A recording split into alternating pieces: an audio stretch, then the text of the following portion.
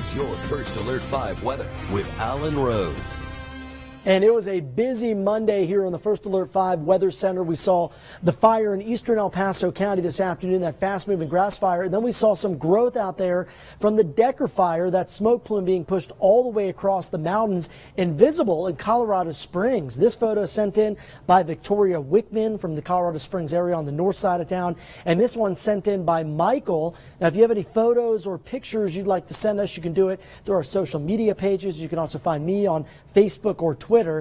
Give yourself an introduction as well, since I just started here a few weeks ago. You can see on the visible satellite earlier today the Decker fire smoke plume visible pushing across the mountain areas up towards the mountains just west of Colorado Springs. That eventually is what we saw blowing up during the middle part of the day.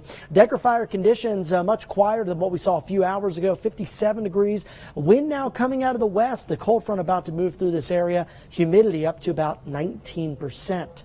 Today, the other big story was the record-setting temperatures. How about this? Final day of September, we managed to climb all the way to 87 in the Springs. Previous record was 84, set back in 2013. And for Pueblo, it was 94 degrees. We also heard from the fine men and women at the National Weather Service office in Pueblo, and they tell us that this goes down as the warmest September on record for both the Springs and Pueblo. I'm sure we'll have more details coming out of the First Alert 5 Weather Center about that over the next couple of days.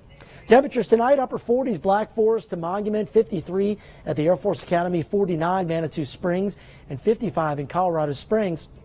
Most of us are seeing mostly clear skies, but look to the south. We do have some clouds and even some showers and storms trying to work into southeastern parts of the state. Most of the rain is here in eastern New Mexico and across the panhandle of Oklahoma and the panhandle of Texas. Now, some of this moisture does move up to the north tomorrow, so there could be some showers and storms around Prowers and Baca counties. Otherwise, for us, the overnight cold front brings in cooler and damper conditions for the middle of the week, and really a fine departure from what we saw today. If you like more of the fall-like conditions in October, where you'll be treated to highs in the 60s and 70s. And the good news here is that begins tomorrow. Now, we will see some clouds settle in with the east and northeast flow, so we'll call it partly cloudy for the day on Tuesday.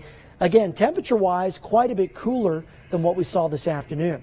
Take a look at the forecast in the Springs and in Pueblo. 51 degrees in the morning in the Springs, 54 in Pueblo. Temperatures in the 60s at the noontime hour, and daytime highs are going to be again below average. So lows tonight down to the upper 40s in the Springs, mid 40s in Monument, 53 in Pueblo, 57 in La Junta.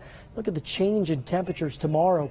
Low 60s Monument, upper 60s in Colorado Springs, and 75 expected in Pueblo. So here's that 7-day forecast. Temperatures into the upper 60s on Tuesday and Wednesday.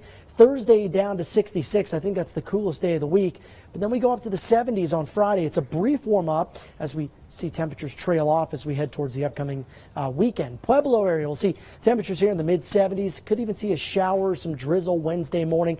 Nothing significant from that storm. Canyon City, low 70s Tuesday, Wednesday, Thursday as well, back up to 80 degrees for the end of the week. And for Woodland Park, as we look at the forecast here, 65 on Tuesday, maybe a morning shower, some drizzle Wednesday. Nice and crisp out there on Thursday, warming up on Friday.